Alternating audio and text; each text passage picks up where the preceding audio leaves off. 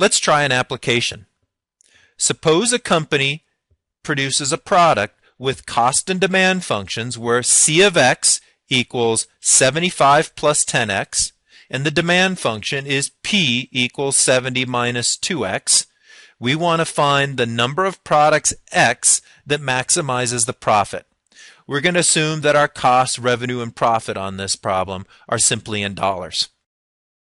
It asks me to find the profit, so I need to find capital P of X, and the way I do that is by taking the revenue minus the cost. But the revenue wasn't given to me here. So the first thing I need to do is I need to use this demand function, do X times P to get my revenue function. So I've written out R of X equals X times P, and now in place of that P, I'm going to go ahead and put my 70 minus 2x. That gives me x times the quantity, 70 minus 2x. We'll distribute the x into each one of those terms, and when I do that, I get 70x minus 2x squared. That's the revenue function.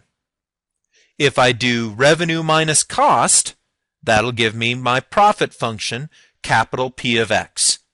So let's go ahead and put the revenue function in, put the cost function in, but I'm going to be very careful to use parentheses here because I'm going to need to remember to distribute that negative. That gives me, in parentheses, 70x minus 2x squared, that's my revenue function, subtract, in parentheses, 75 plus 10x.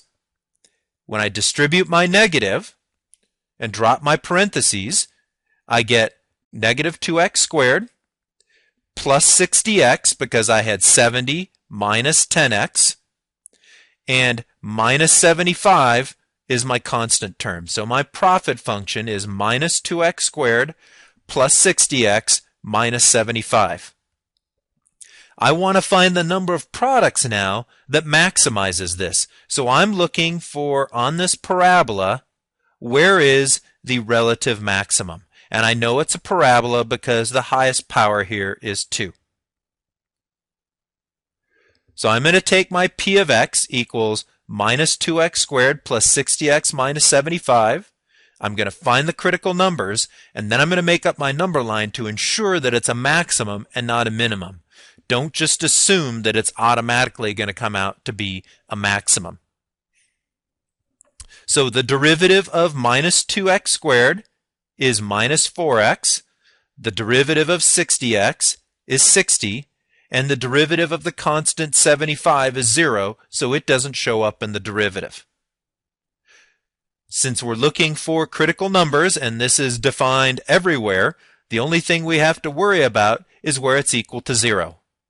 So where minus 4x plus 60 equals 0, if I subtract 60 on both sides, I get minus 4x equals minus 60.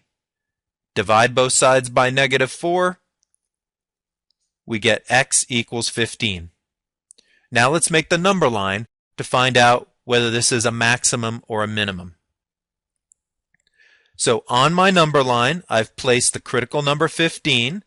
Equals 0 tells me how I got that critical number. Now even though I've extended this infinitely far, we really know that this is going to be cut off at 0 because we can't have negative numbers of products. So I need to test between 0 and 15, so perhaps at 10, and then from 15 to infinity, let's test at 20. Any number in either one of these intervals will give us the same information. If I put 10 into the derivative, I get minus 40 plus 60, that's a positive number. And if I put in 20, I get minus 4 times 20, which is negative 80, plus 60. That gives us a negative number. So from 0 to 15, it's positive slope, so it's increasing. From 15 on, it's negative slope. So I know what I'm getting here is a relative maximum. If I need to know the exact location of that relative maximum beyond just the x value, so if they ask me what is the profit at that point, I'd have to go ahead and find P of 15. So I would do minus 2 times 15 squared plus 60 times 15 minus 75.